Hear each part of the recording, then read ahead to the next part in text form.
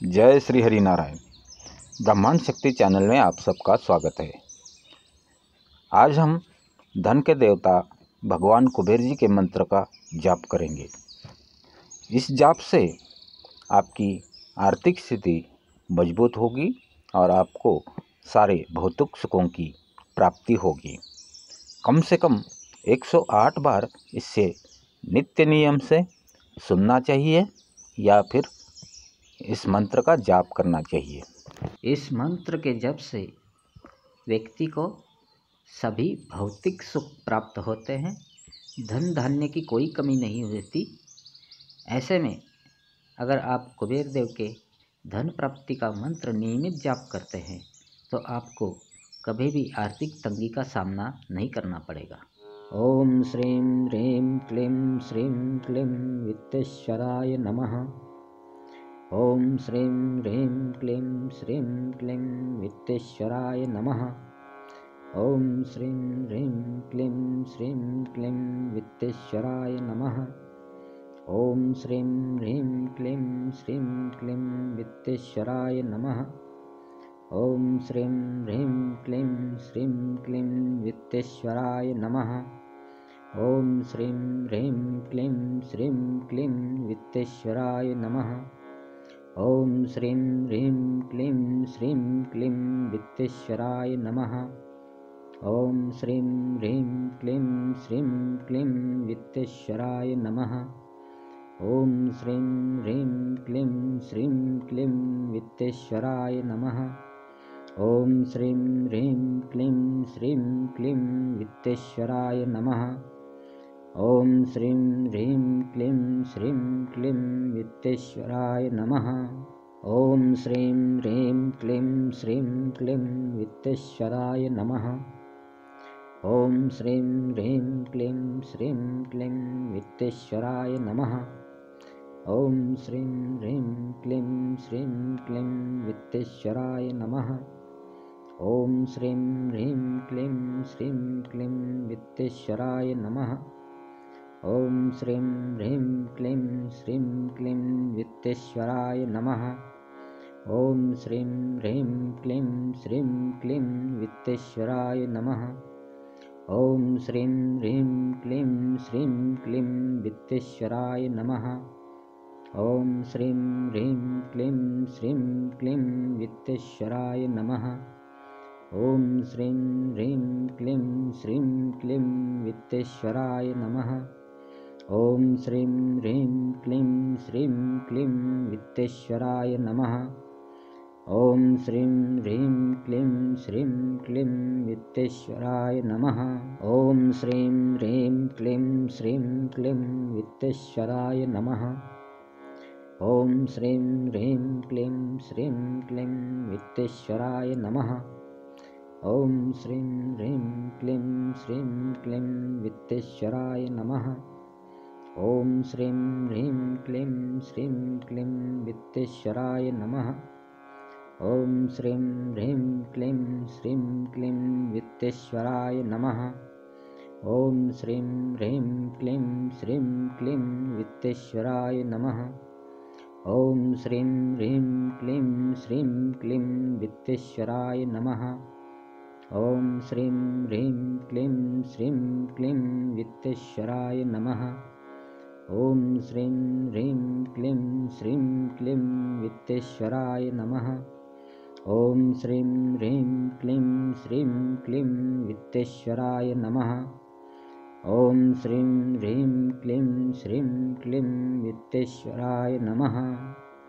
ओम श्रीं ह्रीं क्लीं श्रीं क्लीं वित्तेश्वराय नमः। ओम श्रीं ह्रीं क्लीं श्रीं क्लीं वित्तेश्वराय नमः। ओम श्रीं ह्रीं क्लीं श्रीं क्लीं वित्तेश्वराय नमः। ओम श्रीं ह्रीं क्लीं श्रीं क्लीं वित्तेश्वराय नमः। ओम श्रीं ह्रीं क्लीं श्रीं क्लीं वित्तेश्वराय नमः। ओम श्रीं ह्रीं क्लीं श्रीं क्लीं वित्तेश्वराय नमः। ओम श्रीं ह्रीं क्लीं श्रीं क्लीं वित्तेश्वराय नमः। ओम श्रीं ह्रीं क्लीं श्रीं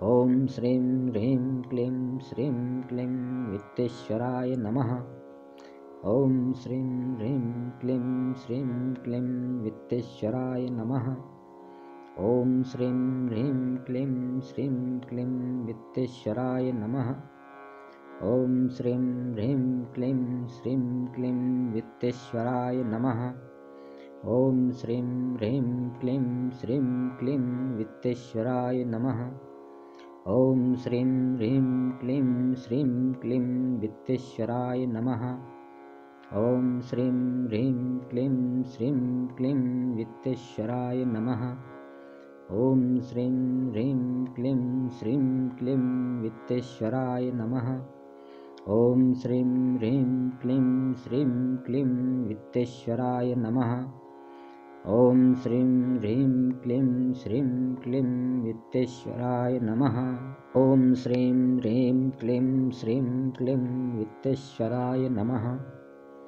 ॐ श्रीं ह्रीं क्लीं श्रीं क्लीं वित्तेश्वराय नमः।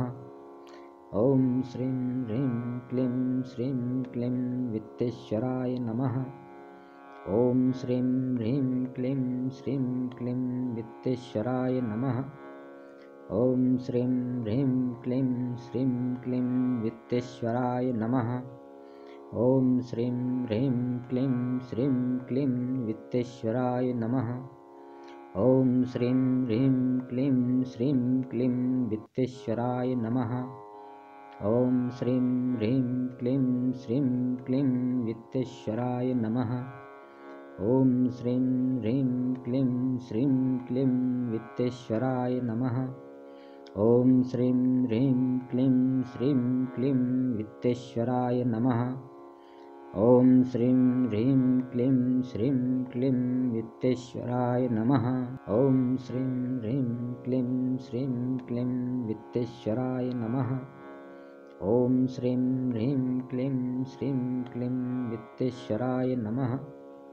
ॐ श्रीं ह्रीं क्लीं श्रीं क्लीं वित्तेश्वराय नमः। ॐ श्रीं ह्रीं क्लीं श्रीं क्लीं वित्तेश्वराय नमः। ॐ श्रीं ह्रीं क्लीं श्रीं क्लीं वित्तेश्वराय नमः। ॐ श्रीं ह्रीं क्लीं श्रीं क्लीं वित्तेश्वराय नमः। ॐ श्रीं ह्रीं क्लीं श्रीं क्लीं वित्तेश्वराय नमः।